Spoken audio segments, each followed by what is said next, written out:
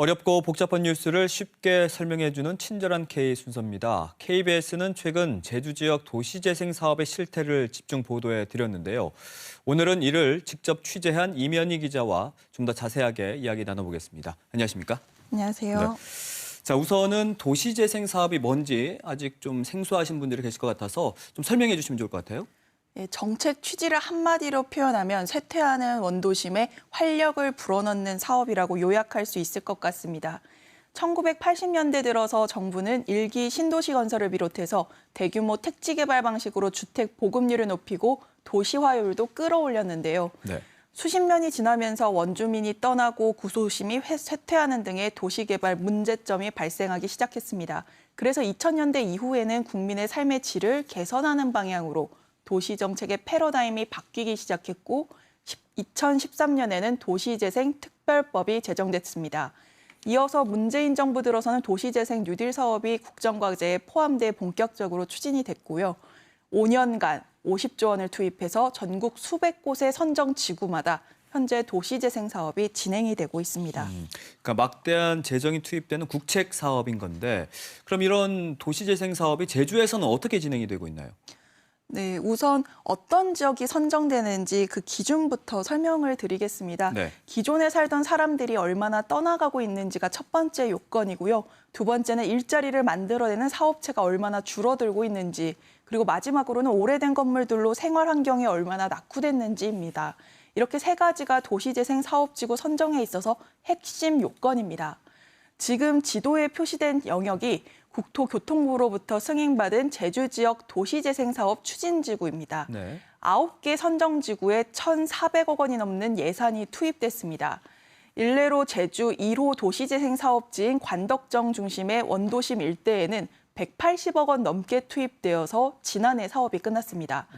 또 1도 초등학교 인근 신선머루 도시재생사업의 경우에는 80억 원 규모로 같은 해 마무리됐습니다. 이 밖에 도시재생 예비사업지로도 제주시 이도일동, 그리고 서귀포시 천지동과 성산 등이 선정돼 있는 상태입니다. 사업이 마무리되는 곳이 생겨나고 있다라고 하면 그 도시재생 사업의 목표대로 결과가 지금 나오고 있는지 점검해 볼 수가 있겠네요. 네, 그렇습니다. 이번 심층 취재 아이템으로 도시재생 사업을 선정한 이유이기도 합니다. 현재 진행되고 있는 도시재생 사업지구 한 곳과 그리고 마무리된 두 곳을 집중 취재했습니다. 앞서 뉴스로도 전해드렸지만 지역 주민들과 관계자의 이야기를 들으며 취재를 해보니까요. 네. 도시재생 사업으로 일궈낸 성과보다는 알려지지 않은 문제점들을 하나하나 확인할 수 있었습니다. 자, 그 문제점들이 뭔지 궁금한데 심층 취재로 이제 확인을 했거든요. 어떤 것들이 있었나요? 단순하게 말씀드리면 이른바 짬짬이식으로 사업을 추진해온 대표적인 문제점들이 발견됐습니다. 건입동 도시재생 사업의 사례입니다. 4년간 180억 원 넘게 투입되는 건입동 사업의 경우에는 이미 사업 기간이 절반 정도가 지난 상태여서 반환점을 돈 사업입니다. 취재를 해보니 건입동 도시재생센터장의 짬짬이식 수의계약 의혹과 그리고 사업비 불법 사용 의혹 등이 확인이 됐습니다. 하나의 예를 들어서 설명해 보면요. 지금 화면으로 보시는 산지등대 카페가 가장 논란이 된 사례입니다. 복합 문화공간으로 활용하겠다면서 이곳에 도시재생 사업비 5천만 원이 들어갔는데요. 알고 보니 5천만 원의 용역을 수주한 업체가 당시 센터장 김모 씨가 직접 설립한 사회적 협동조합이었습니다. 그리고 이 협동조합에는 김 씨뿐만 아니라 김 씨의 여동생, 그리고 도시재생센터 연구원까지도 임원으로 등재돼 있었습니다. 한마디로 센터장이 자신이 만든 협동조합의 이른바 셀프 용역을 맡긴 셈입니다. 이뿐만 아니라 도시재생 활성화구역을 벗어나서 애초에 예산을 쓸 수도 없는 위치였지만 센터장은 행정기관과의 협의도 하지 않은 채 산지등재 사업을 추진한 사실이 확인됐습니다. 또 이 사안에 대해서는 제주시가 센터장에게 적극적인 자료 제출이나 해명이 없다면 형사 고발을 검토하고 있다고도 밝힌 바 있습니다. 네, 이 건입동 그 등대 모습이 살짝 보이던데 앞서 보도된 뉴스가 또 떠오르네요. 근데 이 문제 말고도 다른 문제들도 확인이 됐지 않습니까? 네, 그렇습니다. 180억 원이 넘게 추진되는 사업인 만큼 여러 개의 계약이 추진되고 있거든요. 그 계약을 살펴보면 짬짬이가 의심되는 수의 계약 건들을 확인할 수 있었습니다. 예를 들어 하나씩 짚어보겠습니다. 지금 보시는 영상은 건입동 센터가 수의 계약으로 만든 다큐멘터리입니다. 이 다큐멘터리 제작업체를 살펴보니 김모 당시 도시재생센터장 본인이 사회이사를 직접 맡고 있는 주식회사였습니다. 또 이 다큐멘터리 제작에 들어간 사업비만 5천만 원이었는데요. 경쟁 입찰을 피하고 1인 견적서로 맺을 수 있는 수의계약 형태로는 최대 사업비를 투입한 겁니다. 한마디로 센터장 본인이 몸담은 업체에 스스로 수천만 원의 일감을 준 겁니다. 제주 도의회에 제출된 건입동 도시재생센터 39건의 수의계약 목록을 모두 입수해 살펴봤습니다. 당시 센터장인 김모 씨 본인이나 혹은 김모 씨 가족, 임원 등이 속한 단체도 수의계약 목록에 들어가 있었습니다. 또 그 밖에 센터에 근무했던 전 현직 연구원들이 몸담았던 업체와도 계약을 맺은 건이 10건이 넘었습니다. 짬짬이 수의계약 의혹 외에도 계약서 하나 없이 사업비를 지출하는 문제점들도 있었고요. 센터에 매일 출근하지 않는 비상임 연구원들에게도 연간 수천만 원의 보수를 지급한 채용계약 실태도 확인할 수 있었습니다. 네, 건입동 도시재생센터 내 문제가 한두 가지가 아닌데 그렇다면 도시재생 그 현장 센터장이 어떤 권한을 가지고 있길래 이런 문제들이 불거지는 건가요? 네, 결론부터 말씀드리면 도시재생 사업의 취지인 지역 공동체 주도의 사업의 맹점이라고도 설명할 수 있습니다. 원래 도시재생 사업은 주민의 조직과 지자체가 협력을 해서 사업을 주도하도록 로드맵이 짜여져 있습니다. 하지만 주민 조직과 지자체 사이에는 도시재생 사업을 원활히 추진되도록 도울 수 있는 중간 지원 조직인 역할로 생겨난 것이 도시재생 지원센터입니다. 지자체와 주민 간의 소통을 중재하는 게 원래 목적인데 네. 정작 현실에서는 센터가 예산 집행을 주도하고 오히려 주민이 뒷전이 되는 주객전도가 빚어지고 있습니다. 건입동 센터의 경우를 보면요. 주민 교육을 명목으로 센터장에 쓸 수 있는 예산이 30억 원이 넘었습니다.